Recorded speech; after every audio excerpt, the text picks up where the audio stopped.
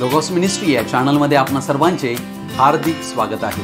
मी Allen Lobo आपणा सर्वांस प्रभू येशू ख्रिस्त जो जगाचा तारणारा त्याच्या पवित्र नावामध्ये शुभेच्छा देत आहे। हे चॅनल सबस्क्राइब करणाऱ्या सर्वांचे मी हृदयपूर्वक आभारी आहे। 6 प्रकारच्या सेवेमुळे मिळणारे तारण हा आजच्या विषयाचा शीर्षक आहे। प्रभू येशू ख्रिस्त आम्हा सर्वांना पवित्र आत्म्याद्वारे मार्गदर्शन करो आणि आजच्या विषयाचं उलगडा आणि ज्ञान आम्हाला प्रकट करो।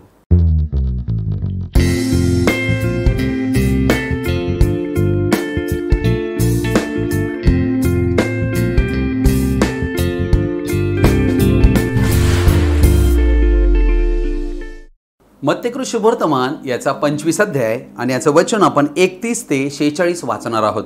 हा या ठिकाणी न्यायाचा दिवस दाखविलेला आहे आणि पृथ्वीवरील सर्व राष्ट्रांचा न्याय कसा होणार आहे याविषयीचं वर्णन या ठिकाणी दिलेलं आहे। जेव्हा मनुष्याचा पुत्र आपल्या वैभवाने सर्व देवदूतांसह येईल तेव्हा तो आपल्या वैभवशाली राजासनावर बसेल। त्याच्या पुढे सर्व राष्ट्रे जमविली जातील आणि जसे मेंढपाळ शेरडापासून मेंढरे वेगळी करीतो तसे तो त्यांस एकमेकापासून वेगळे करील आणि मेंढरांस तो आपल्या डावीकडे व शेरडांस आणि मेंढरास तो आपल्या उजवीकडे व शेरडांस डावीकडे ठेवील। तेव्हा राजा आपल्या उजवीकडच्यांस म्हणेल, अहो माझ्या पित्याचे आशीर्वादित हो, या जे राज्य जगाच्या स्थापनेपासून तुम्हाकरिता सिद्ध केले आहे ते वतन घ्या।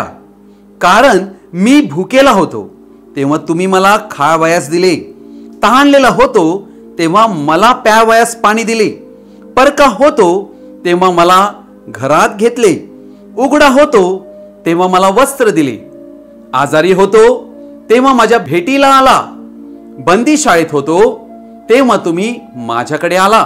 त्यावेळेस नीतिमान त्याला उत्तर देतील की, प्रभुजी आम्ही तुम्हाला केव्हा भुकेले पाहून खावयास दिले, केव्हा तहानलेले पाहून प्यावयास दिले, तुम्हाला परके पाहून केव्हा घरात घेतले, उघडे पाहून केव्हा वस्त्र दिले आणि तुम्हाला आजारी अथवा बंदी शाळेत पाहून केव्हा आम्ही तुमच्याकडे आलो।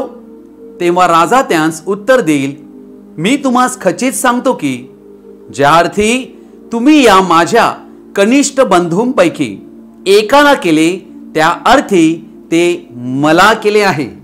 मग डावीकडच्यांस तो म्हणेल, अहो शापग्रस्त हो, माझ्या पुढून निघा आणि सैतान व त्याचे दूत यांच्यासाठी जो सार्वकालिक अग्नी सिद्ध केला आहे त्यात जा। कारण मी भुकेला होतो तेव्हा तुम्ही मला खावयास दिले नाही, तहानलेला होतो तेव्हा मला प्यावयास पाणी दिले नाही, परका होतो तेव्हा मला घरात घेतले नाही, उघडा होतो तेव्हा मला वस्त्र दिले नाही, आजारी व बंदी शाळेत होतो तेव्हा माझ्या भेटीला आला नाही।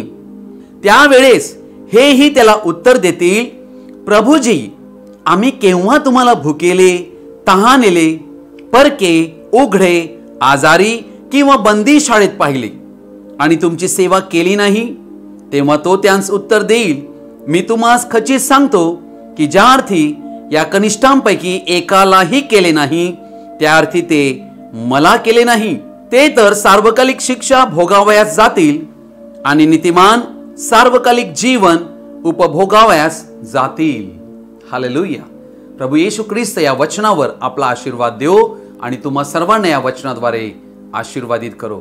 हा दाखला समजण्यात आलेला आहे, परंतु हे भविष्यवाणीचं वचन आहे। प्रभू येशू ख्रिस्ताने स्पष्ट शब्दामध्ये न्यायाच्या दिवशी काय होणार आहे या वास्तविकतेचं वर्णन या ठिकाणी केलेलं आहे। अर्थात ही वचने प्रभू येशू ख्रिस्ताच्या शिकवणुकीतील आहेत व त्याच्या शिष्यांशी येशूने व्यक्तिगतरित्या बातचीत केलेली या ठिकाणी आढळत आहे। येथे कोणी लोक समुदाय नाहीये। प्रिय भाऊ बहिणींनो, या ठिकाणी आम्ही एक गोष्ट पाहत आहोत आणि या ठिकाणी आम्हाला असे आढळत आहे की न्यायाचा दिवस आलेला आहे।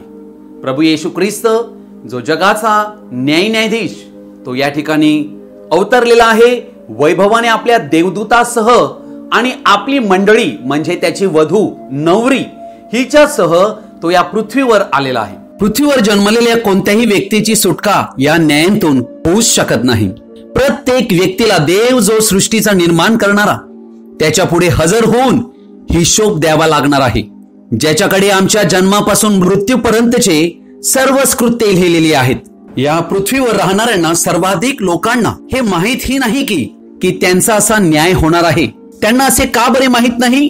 कारण त्यांनी जीवनात सत्याचा स्वीकार केला नाही. परंतु बहुसंख्य लोक काय करीत आहेत, समाज काय करीत आहे, तेच मी करीन या तत्वावर ते जीवन जगले आहेत व जगत आहेत. अर्थात अनेकविध घटक या न्यायाच्या ठिकाणी असणार आहेत, परंतु त्यातील अति महत्वाचा घटक जो आहे तो या ठिकाणी दर्शविलेला आहे, आणि तो आहे ख्रिस्ताच्या मंडळीसाठी केलेली 6 प्रकारच्या सेवेबद्दल ख्रिस्त या ठिकाणी त्या व्यक्तींना म्हणजे मेंढरांना या ठिकाणी अनंत जीवन बहाल करीत आहे त्यांच्या सत्कृत्यामुळे. प्रकटीकरणाचं पुस्तक याचा 20वा अध्याय आणि याचं वचन 11 ते 15 या वचनामध्ये संपूर्ण सृष्टीतील मानव जातींचा न्याय या दिवशी होणार आहे आणि त्याचं वर्णन आम्हाला या ठिकाणी आढळते. अर्थात 4 शुभवर्तमानापैकी मत्तेकृत शुभवर्तमान हे एकमेव असं शुभवर्तमान आहे ज्यामध्ये न्यायाच्या दिवशी काय होईल याचं वर्णन केलेलं आहे. दानिएलाचं पुस्तक याचा 7वा अध्याय आणि याचं वचन मी 9 पासून वाचत आहे. मी पाहत असता आसने मांडण्यात आली आणि एक पुराण पुरुष आसनारूढ झाला. त्याचा पेहराव बर्फासारखा पांढरा होता. त्याच्या डोक्याचे केस स्वच्छ लोकरीसारखे होते. त्याचे आसन प्रत्यक्ष अग्निज्वालामय होते व त्या आसनाची चक्रे धगधगीत अग्निरूप होती. त्याच्या समोरून अग्निप्रवाह वाहत होता. हजारो लोक त्याची सेवा करीत होते. लाखो लोक त्याच्या समोर उभे होते. न्याय सभा भरली, वह्या उघडल्या गेल्या. अर्थात या ठिकाणी आम्हाला काय आढळत आहे? या ठिकाणी संपूर्ण जगाचा न्याय होत आहे आणि हा एक न्यायाचा भयंकर दिवस आहे. संपूर्ण मानवजातींतील प्रत्येक मनुष्यांकडून हिशोब घेतला जाणार आहे. लक्षात घ्या. आणि या ठिकाणी प्रत्यक्ष विश्वासा निर्माण करता देव जो मनुष्यांच्या पापामुळे स्वतः बलिदान बनून मनुष्यांचा तारण करता झाला होता, तोच या जगाचा न्याय करणारा इथे आढळत आहे. योहानकृत शुभवर्तमान 5वा अध्याय वचन 28 आणि 29 वचन आम्ही वाचत आहोत. याविषयी आश्चर्य करू नका, कारण कबरेंतील सर्व माणसे त्याची वाणी ऐकतील आणि ज्यांनी सत्कर्मे केली ते जीवनाच्या पुनरुत्थानासाठी आणि ज्यांनी दुष्कर्मे केली ते न्यायाच्या पुनरुत्थानासाठी बाहेर येतील. अशी वेळ येत आहे. अर्थात येशू ख्रिस्ताने ही भविष्यवाणी केली 2000 वर्षापूर्वी आणि येशूने म्हटले की पुढे अशी वेळ येत आहे. प्रकटीकरणाचं पुस्तक याचा 20वा अध्याय आणि याचं 12 वचन म्हणते, मग मृत झालेल्या लहान थोरांना मी राजासनापुढे उभे राहिलेले पाहिले. बघा, मृत झालेले होते परंतु न्यायाच्या पुनरुत्थानासाठी ते जिवंत करण्यात आलेले आहेत. त्यावेळी पुस्तके उघडली गेली. तेव्हा दुसरे एक पुस्तक उघडले गेले, ते जीवनाचे होते आणि त्या पुस्तकामध्ये जे लिहिले होते त्यावरून मृतांचा न्याय ज्यांच्या त्यांच्या कृत्याप्रमाणे ठरविण्यात आला. तेव्हा समुद्राने आपल्यामधील मृत मनुष्यांस बाहेर सोडले.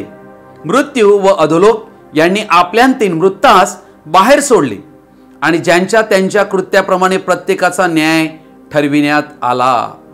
अर्थात या ठिकाणी आम्ही पुनरुत्थान पाहत आहोत आणि हे पुनरुत्थान न्यायाचं पुनरुत्थान म्हटलेलं आहे. म्हणजे लोकांचा, या पृथ्वीवरील मनुष्यांचा न्याय व्हावा. लक्षात घ्या.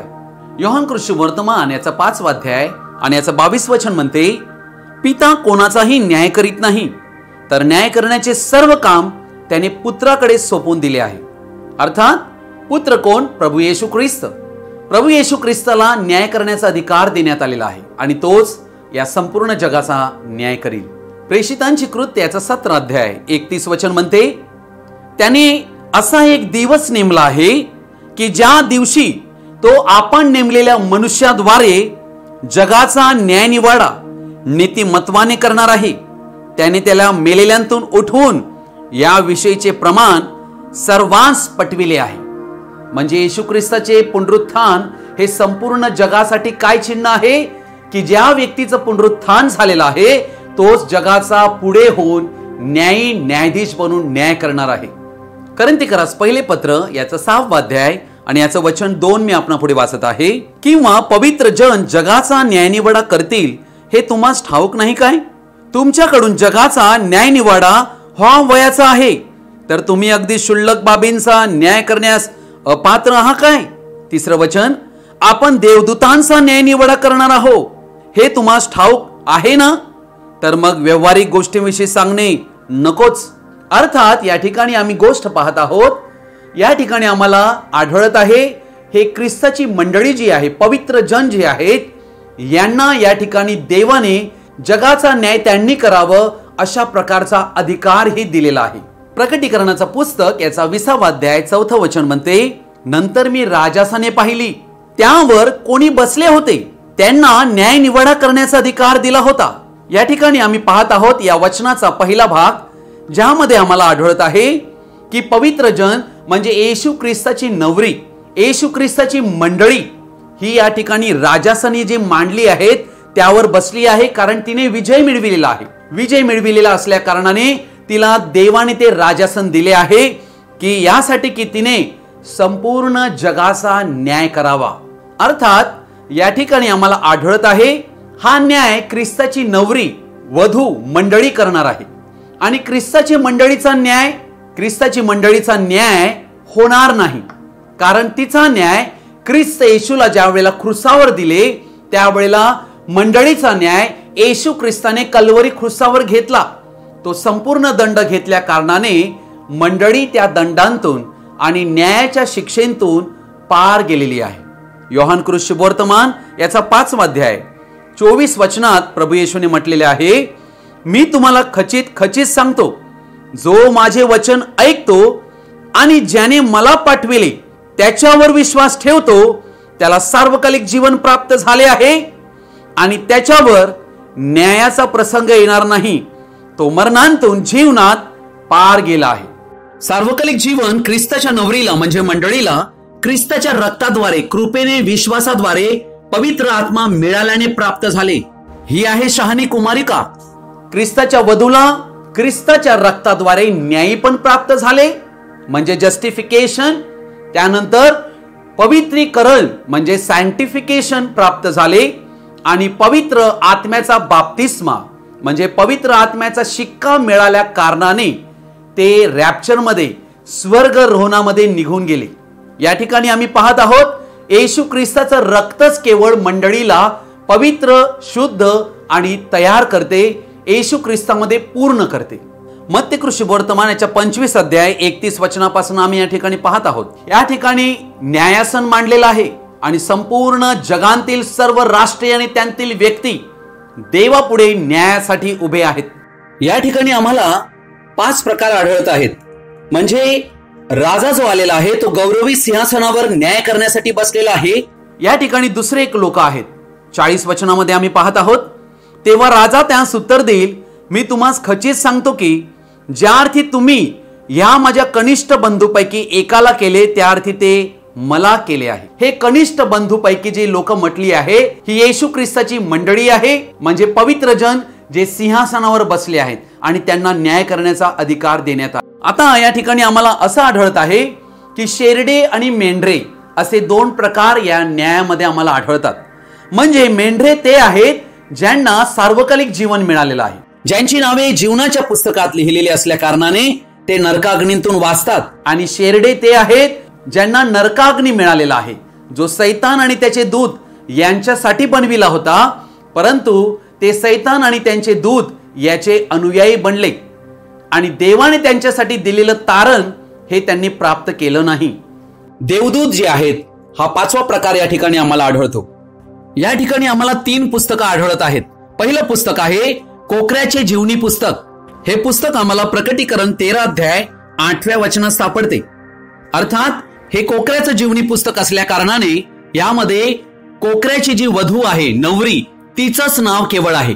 ते नाव कधीही खोडले जाऊ शकत नाही.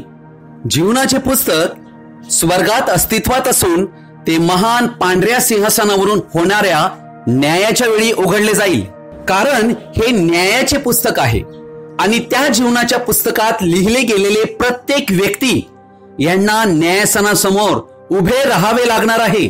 या पुस्तकांतून नावे खोडले जाऊ शकतात.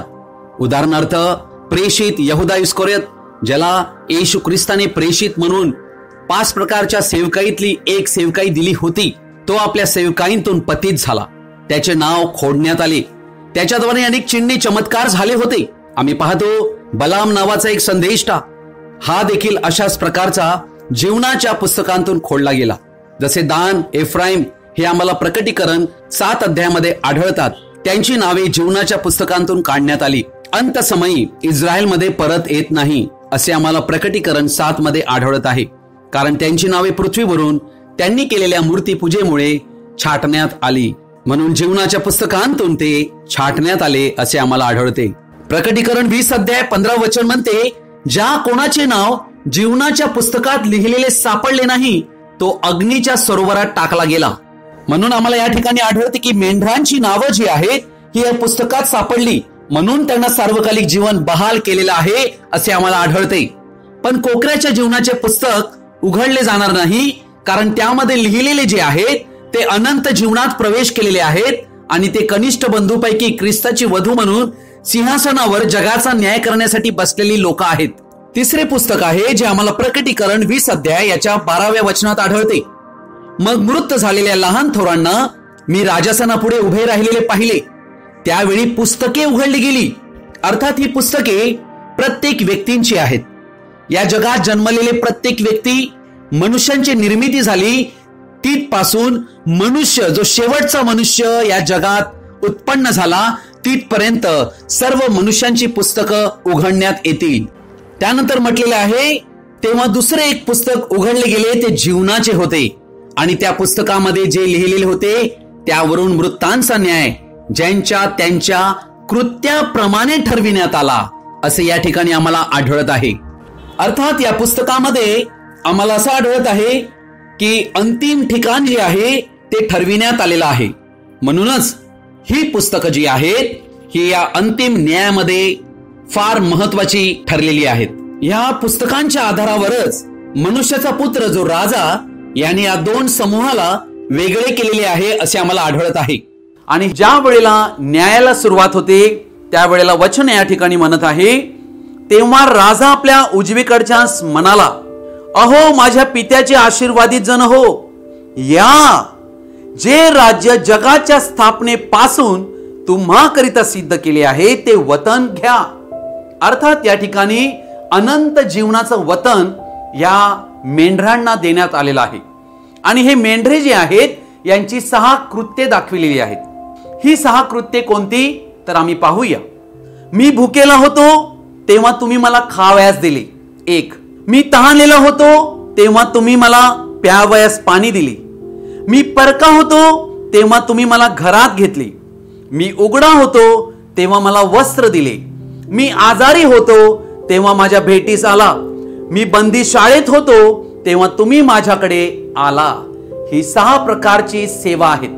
या सेवेमुळेच यांना या ठिकाणी तारण देण्यात आलेलं आहे. परंतु यांनी ही सेवा कोणासाठी केली ती फार महत्वाची आहे. आणि त्यांनी कोणत्या 6 सेवा केल्या त्या फार महत्वाच्या आहेत. अर्थात देव प्रत्येक मनुष्याला आपल्या जीवनामध्ये एक कुवत आणि एक संधी उपलब्ध करून देत असतो की जेणेकरून त्यांच्या जीवाचा बचाव व्हावा. आणि या ठिकाणी ह्या लोकांनी म्हणजे कनिष्ठापैकी एकाला म्हणजे ख्रिस्ताची खरी मंडळी हिला ओळखलेला आहे आणि तिच्यासाठी या 6 प्रकारच्या सेवा दिलेल्या आहेत. त्यामुळे सार्वकालिक जीवन ग्रँड करण्यात आलेला आहे असे आम्हाला आढळते. स्वतः प्रभू येशू ख्रिस्ताने कशा प्रकारे या सेवा केल्या कारणाने प्रतिफळ काय मिळणार आहे याविषयी म्हटलेलं आहे. मत्तेकृ शुभवर्तमान याचा 10व्या अध्यायामध्ये 40 ते 42 वचन आम्ही वाचणार आहोत. जो तुम्हा स्वीकारतो तो मला स्वीकारतो आणि जो मला स्वीकारतो तो ज्याने मला पाठविले त्याला स्वीकारतो. अर्थात येशू ख्रिस्त ज्याला पाठवितो त्याला ओळखणं हे या जगातील प्रत्येक व्यक्तीचं काम आहे. कारण ज्याला देव पाठवितो त्याला जो स्वीकारतो, प्रभू येशू म्हणतो तो मला स्वीकारतो आणि जो मला स्वीकारतो तो ज्याने मला पाठविले त्या पित्याला स्वीकारतो. लक्षात घ्या, संदेष्टाला संदेष्टा म्हणून जो स्वीकारतो त्याला संदेष्टाचे प्रतिफळ मिळेल आणि नीतिमानाला नीतिमान म्हणून जो स्वीकारितो त्याला नीतिमानाचे प्रतिफळ मिळेल. 42 वचन म्हणते, आणि या लहानांतील एकाला. आता बघा, जे शब्द येशू ख्रिस्त न्यायाच्या दिवशी बोलत आहे ते शब्द त्याने 2000 वर्षापूर्वी बोलले होते. या लहानांतील एकाला शिष्य म्हणून जो कोणी केवळ गार पाण्याचा एक प्याला पाजितो तो आपल्या प्रतिफळाला मुकणारच नाही असे मी तुम्हास खचित सांगतो. त्या व्यक्तीला अनंत जीवन न्यायाच्या दिवशी प्राप्त होणार आहे. किती अद्भुत गोष्ट आहे, किती प्रेमळ देव आहे हा. नीतिसूत्रे याचं पुस्तक 19 अध्याय आणि याचं वचन 17 म्हणते, जो दरिद्र्यांवर दया करीतो तो परमेश्वराला उसने देतो, त्याच्या सत्कृत्याची फेड तो करील. तो करील म्हणजे कोण? देव त्या व्यक्तीच्या सत्कृत्याची फेड अनंत जीवन देऊन करणार आहे. लक्षात घ्या. इब्री लोकास पत्र याचा 6वा अध्याय आणि याचं 10व्या वचनात म्हटलेलं आहे, कारण तुमचे कार्य व तुम्ही पवित्र जनांची केलेली व करीत असलेली सेवा आणि तुम्ही देवावर दाखविलेली प्रीती ही विसरून जाण्यास तो देव अन्यायी नाही. देवाचं प्रत्येक गोष्टीवर लक्ष आहे. लक्षात घ्या. या ठिकाणी 35 वचनात आम्हाला असं आढळत आहे, कारण मी भुकेला होतो तेव्हा तुम्ही मला खावयास दिले आणि तहानेला होतो तेव्हा मला प्यावयास पाणी दिले. परका होतो तेव्हा तुम्ही मला घरात घेतले. उघडा होतो तेव्हा मला वस्त्र दिले. आजारी होतो तेव्हा माझ्या भेटीला आला. बंदीशाळेत होतो तेव्हा तुम्ही माझ्याकडे आला. अर्थात हे कोण म्हणत आहे? राजा, जो स्वतः या जगाचा विश्वाचा न्याय करणारा देव, तो आपल्या स्वतःला कनिष्ठ बंधू मध्ये संबोधत आहे. अर्थात हे कनिष्ठ बंधू जे आहेत हे या ठिकाणी ख्रिस्ताची मंडळीला दर्शविलेलं आहे, जी त्याच्या बरोबर तेथे बसलेली आहे न्याय करण्यासाठी. तिच्यासाठी कोणी काय केले ते येथे गणतीस धरले जाणार आहे. अर्थात देव त्याच्या लोकांसाठी प्रेम अपेक्षित आहे. म्हणजे ख्रिस्ताच्या मंडळीसाठी कोणी सेवा केली, किती केली व कशी काळजी घेतली त्यांची, याच्या बदल्यात त्यांना तारण बहाल केले जात आहे. संत पॉल ज्या वेळेला मंडळीचा छळ करत होता त्यावेळेला तो छळ मंडळीचा नव्हता तर येशूचा होता. येशू त्याला दिमिश्काच्या रस्त्यावर भेटला त्यावेळेला शौलाला ज्या वेळेला घोड्यावरून खाली पाडण्यात आलं त्यावेळेला शौलाने एक वाणी ऐकली, शौला शौला तू माझा छळ का करतोस? म्हणून या ठिकाणी या 6 सेवा जे आहेत या राजासाठी केले आहेत. करिंथीकरास पहिले पत्र याचा 12वा अध्याय आणि याचं वचन 27 म्हणते, तुम्ही ख्रिस्ताचे शरीर असून व्यक्तिगतरित्या त्याचे अवयव आहात. ते अवयव कसे बनले? करिंथीकरास पहिले पत्र 12 अध्याय 13 वचन म्हणते, कारण आपण यहुदी असू किंवा हेल्लनी असू, गुलाम असू किंवा स्वतंत्र असू, एक शरीर होण्यासाठी आपणा सर्वांना एका आत्म्यात बाप्तिस्मा मिळाला आहे. म्हणजे पवित्र आत्म्यात बाप्तिस्मा मिळालेले तेच या ठिकाणी ख्रिस्त येशूची नवरी दर्शविलेली आहे. आणि आपण सर्व एकाच आत्म्याने संचारित झालो आहोत. पवित्र आत्म्याच्या बाप्तिस्म्याशिवाय स्वर्गारोहण ख्रिस्ती व्यक्तींचे होणारच नाही. केवळ येशूला तारणारा म्हणून स्वीकारा म्हणजे तुम्ही स्वर्गारोहणात जाल, किंवा बाप्तिस्मा घ्या म्हणजे तुम्ही स्वर्गारोहणात जाल, या सर्व खोट्या शिकवणुकी आहेत. पवित्र आत्म्याचा बाप्तिस्मा ख्रिस्ताची मंडळी म्हणून स्वर्गारोहणात जाण्यासाठी अत्यंत आवश्यक आहे. त्याला कोणताच पर्याय नाही. इब्री लोकास पत्र याचा 13वा अध्याय आणि याचं 2रं वचन म्हणते, अतिथी प्रेमाचा विसर पडू देऊ नका, कारण तेने करून कित्येकांनी देवदूतांचे आतिथ्य न कळत केले आहे. अर्थात देवदूत म्हणजे काय? स्वर्गातनं कोणी असं पंखाने आलेला नाही. अर्थात या ठिकाणी देवदूतांचं म्हणजे देवाचा संदेश घेऊन येणारे संदेश वाहक, हे देवाचे सेवक आहेत. यांना ओळखणं फार आवश्यक आहे. म्हणजे आम्ही जर अतिथी प्रेम पाहुणचार जर त्यांना दाखवू, राजा म्हणतो मी भुकेला होतो तेव्हा मला अन्न दिले. अतिथी प्रेम या ठिकाणी कोणाला देत आहे अन्न? ते राजाकडे पोहोचते. राजा इथे दर्शवित आहे हे त्याच्यासाठी नाही, हे माझ्यासाठी तुम्ही केले. याकोबाच्या पत्रामध्ये 2ऱ्या अध्यायातल्या 15 आणि 16 वचनामध्ये आम्ही एक विशेष गोष्ट पाहत आहोत.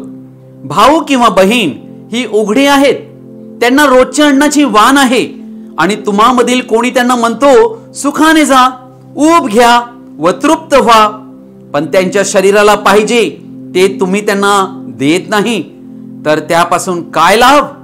याप्रमाणे विश्वासाबरोबर जर क्रिया नाहीत तर तो जात्या निर्जीव आहे. या ठिकाणी आम्हाला वचनात दाखवलेलं आहे की भाऊ आणि बहीण म्हणजे ख्रिस्तामधील आमचे भाऊ बहीण हे उघडे आहेत आणि त्यांना रोजच्या अन्नाची वाण आहे. अर्थात कैक वेळेला आम्हाला असं वाटते देवाच्या लोकांना अशी गरिबी, असं अन्नाची वाण किंवा ते उघडे आहेत, वस्त्र त्यांच्याकडे नाही, हे अशी परिस्थिती त्यांच्यावर का यावी याचे कारणच आम्हाला या न्यायाच्या दिवशी आढळत आहे. कारण देवाच्या लेकरांना गरिबी आल्या कारणाने, त्यांना अन्नाची वाण पडल्याने जे व्यक्ती त्यांना काहीतरी देणार आहेत त्या व्यक्तींना अनंत जीवन मिळणार आहे. त्यांना उघडं देवाने ठेवलं आहे यासाठी की कोणीतरी व्यक्ती तिकडे यावा पुढे, जो देवाच्या लेकरांना वस्त्र देईल. ही एक संधी आहे. त्यांच्यासाठी समस्या आहे, परंतु अशी काही व्यक्ती या जगात आहेत ज्यांच्यासाठी एक तारणाची संधी आहे. देवाच्या लेकरांसाठी त्यांनी वस्त्र दिल्याने त्यांचे तारण होणार आहे. लक्षात घ्या, ही गोष्ट या ठिकाणी आम्हाला आढळत आहे. योहानाचे पहिले पत्र याचा 3रा अध्याय आणि याचं 17वं वचन म्हणते, मग जवळ संसाराची साधने असून व आपला बंधू गरजवंत आहे हे पाहून जो स्वतःला त्याचा कळवळा येऊ देत नाही, त्याच्या ठाई देवाची प्रीती कशी राहणार. अर्थात या ठिकाणी आम्हाला ख्रिस्तामध्ये असणाऱ्या आमच्या बंधूविषयी, बहिणीविषयी आम्हाला कळवळा येणं फार फार आवश्यक आहे. की देव अपेक्षा करीत आहे की आम्ही त्या ख्रिस्ताच्या शरीरातील व्यक्तीला ओळखून ख्रिस्ताचा शिष्य म्हणून त्याच्यासाठी जे काही करू त्याचं प्रतिफळ मिळणार आहे. मत्ती शुभवर्तमान याचा 25 अध्याय आणि याचं वचन 36 मी वाचत आहे.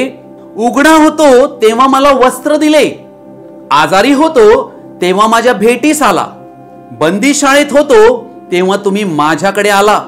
अर्थात कैक वेळेला आम्हाला असं आढळत आहे की जे देवाचे लोक आजारी आहेत, हॉस्पिटलला त्यांना ऍडमिट करण्यात आलेलं आहे आणि काहीतरी विकार त्यांना झालेला आहे, व्याधी झालेली आहे. ही एक संधी असते. आम्हाला असं वाटते देवाच्या लेकरांना का बरं हॉस्पिटलला ऍडमिट करावं लागत आहे, परंतु देव यांतून एक संधी दुसऱ्या व्यक्तींच्या तारणासाठी देत असतो. यासाठी की देवाची, ख्रिस्ताचे जे शिष्य आहेत ते या ठिकाणी हॉस्पिटलमध्ये ऍडमिट करण्यात यावे आणि त्यांना जे पाहण्यास येत आहेत, जे भेटीला येत आहेत, ख्रिस्ताचे शिष्य म्हणून समजून त्यांना अनंत जीवन बहाल करण्यात यावे. मी बंदी शाळेत होतो. अर्थात देवाचे लोक तुरुंगामध्ये का जावेत? त्यांनी तर अशा प्रकारची काही गुन्ह्यांची कामं केलेली नाहीत, तरी परंतु त्यांना तुरुंगामध्ये डांबण्यात येते. या मागे देखील देवाचा उद्देश आहे की तुरुंगामध्ये देखील भेटण्यासाठी मदतीला जे लोक धावतील, ख्रिस्ताचा सेवक समजून त्यांच्यासाठी देखील या ठिकाणी अनंत जीवन बहाल करण्यात आलेला आहे. आजचा हा संदेश ख्रिस्ती व्यक्तींसाठी आहे. कारण विविध जीवनातल्या परिस्थितीमध्ये, अर्थात भुकेले असणे, तहानलेले असणे, उघडे असणे, अंगावर वस्त्र अथवा पांघरूण नसणे, आजारी असणे, परका असणे आणि तुरुंगातही असणे, या सर्व परिस्थिती ख्रिस्ती लोकांवर गुदरतात. तेव्हा ख्रिस्ती लोक हताश होतात. परंतु ख्रिस्ती लोकांना ही गोष्ट समजणे अत्यावश्यक आहे की या मागे देवाचे हेतू फार चांगले आहेत. म्हणूनच देवाचं वचन म्हणते, देवावर प्रीती करणाऱ्यांसाठी सर्व गोष्टी मिळून कल्याणकारक होतात. ही गोष्ट आम्ही विसरता कामा नये. म्हणून ही त्यांच्यासाठी तारणाची संधी आहे आणि म्हणून आम्ही देवाला धन्यवाद द्यावा. अर्थात काय या गोष्टी फार कठीण आहेत काय? कोणीही करू शकतात अशा या 6 प्रकारच्या सेवा आहेत. परंतु योहान शुभवर्तमान 17 अध्याय 14व्या वचनात प्रभू येशूने काय म्हटले? मी त्यांना तुझे वचन दिले आहे, जगाने त्यांचा द्वेष केला, कारण जसा मी जगाचा नाही तसे तेही जगाचे नाहीत. अर्थात या ठिकाणी आम्हाला काय आढळत आहे? या गोष्टी या जगाच्या लोकांसाठी फारच कठीण आहेत, कारण ते ख्रिस्ताच्या मंडळीवर प्रेम करूच शकत नाहीत. उलट ते निष्कारण त्यांचा द्वेष करीतात, जसा येशूचा या जगाने द्वेष केला होता. योहानाचे पहिले पत्र 3रा अध्याय 1 आणि 2 वचन म्हणते, आपल्याला देवाची मुले हे नाव मिळाले, यात पित्याने आपल्याला केवढे प्रीतिदान दिले आहे पहा, आणि आपण तसे आहोत. यामुळे जग आपल्याला ओळखीत नाही, कारण त्याने त्याला ओळखले नाही. प्रियजन हो, आपण आता देवाची मुले आहो आणि पुढे आपण काय होऊ हे अजून प्रकट झालेले नाही. तरी तो प्रकट होईल तेव्हा आपण त्याच्यासारखे होऊ हे आपल्याला माहित आहे, कारण जसा तो आहे तसाच तो आपल्याला दिसेल. या ठिकाणी आम्हाला असं आढळत आहे, जग ख्रिस्ताच्या मंडळीला ओळखत नाही, कारण ख्रिस्ताला देखील त्यांनी ओळखले नव्हते. ख्रिस्त हा तुच्छ मानलेला, मनुष्यांनी टाकलेला, क्लेशांनी व्यापलेला आणि व्याधीशी परिचित असा व्यक्ती होता. लोक तोंडे फिरवीत असत आणि त्याला तुच्छ लेखीत असत. तशीच गोष्ट ख्रिस्ताच्या मंडळीच्या बाबतीतही आहे. म्हणूनच ह्या लोकांना ओळखले असते तर त्यांना या सेवा देता आल्या असत्या.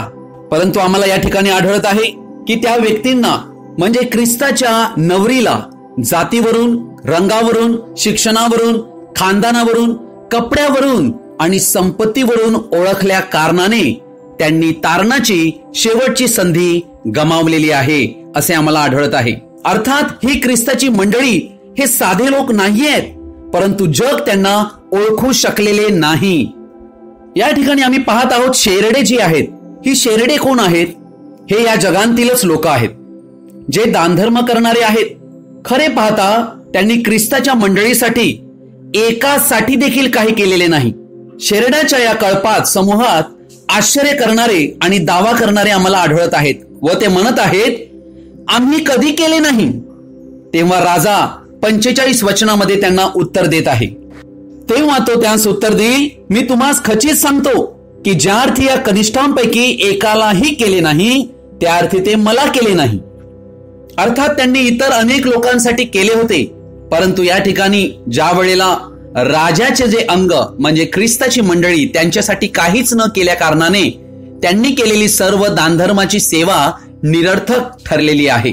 त्या बदल्यात त्यांना काहीच प्राप्त झालेलं नाही. व शेरड्यांना अपेक्षित होते की स्वर्गाचं राज्य प्राप्त होईल, परंतु ते त्यांना न मिळता नरकाग्नी त्यांना प्राप्त होतो. मत्तेकृ शुभवर्तमान 25 अध्याय याचं 37 वचन म्हणते, त्यावेळेस नीतिमान त्याला उत्तर देतील की प्रभूजी, आम्ही तुम्हाला केव्हा भुकेले पाहून खावयास दिले, केव्हा तहानेले पाहून प्यावयास दिले, तुम्हाला परके पाहून केव्हा घरात घेतले, उघडे पाहून केव्हा वस्त्र दिले, आणि तुम्हाला आजारी अथवा बंदीशाळेत पाहून केव्हा आम्ही तुमच्याकडे आलो. तेव्हा राजा त्यांस उत्तर देईल, मी तुम्हास खचित सांगतो की ज्या अर्थी तुम्ही या माझ्या कनिष्ठ बंधूपैकी एकाला केले, त्या अर्थी ते मला केले आहे. व ज्यांनी ख्रिस्ताचे अंग म्हणजे मंडळीसाठी केले होते त्यांना त्याविषयी काहीच माहितीही नाहीये व त्यांना आश्चर्यही वाटले आहे की मी हे कधी केले. म्हणून ते दावाच करू शकले नाहीत, परंतु त्यांना अनंत जीवन बहाल केले गेले त्यांच्या 6 सत्कृत्यामुळे. म्हणून मेंढरांना या ठिकाणी अनपेक्षित वतन मिळते अनंत जीवनाचं. प्रिय भाव बहिणीनो, या आहेत 6 सेवा. आज हा संदेश संपूर्ण जगांतील लोकांसाठी आहे की त्यांनी ख्रिस्ताच्या शिष्याला ओळखून त्यांच्यासाठी ही कामं जर केली तर ख्रिस्त त्याचं प्रतिफळ त्यांना देईल. ख्रिस्तामधील शिष्यांसाठी जे काही तुम्ही कराल ते ख्रिस्तासाठी होते. म्हणून आमच्या सेवेची कार्य आम्ही निस्वार्थी रीतीने केली पाहिजेत, प्रभूच्या गौरवासाठी, आणि प्रभू याचं प्रतिफळ त्या न्यायाच्या पुनरुत्थानाच्या वेळेला देईल. कलेसेकरास पत्र 3 अध्याय 23-24 वचन म्हणते, आणि जे काही तुम्ही करीता ते माणसासाठी म्हणून करू नका, तर प्रभूसाठी म्हणून जीवे भावे करा. प्रभूपासून वतनरूप प्रतिफळ तुम्हाला मिळेल हे तुम्हाला माहित आहे. प्रभू ख्रिस्ताची चाकरी करीत जा. आम्हाला हेच करणे आहे. मला आशा आहे की हा संदेश तुमच्या जीवनामध्ये तुम्हाला प्रकाशदायी ठरो. प्रभू येशू ख्रिस्त तुम्हा सर्वांस त्याचा विपुल आशीर्वाद देवो. आमेन. आजचा हा संदेश आपण सर्वजणांनी शेवटपर्यंत ध्यानपूर्वक पाहिल्याबद्दल आपणा सर्वांचे मी हृदयापासून आभारी आहे. तुम्ही हा संदेश ऐकल्यावर तुम्हाला नक्की काय वाटले हे तुम्ही कमेंट बॉक्समध्ये कळवा. धन्यवाद. God bless you.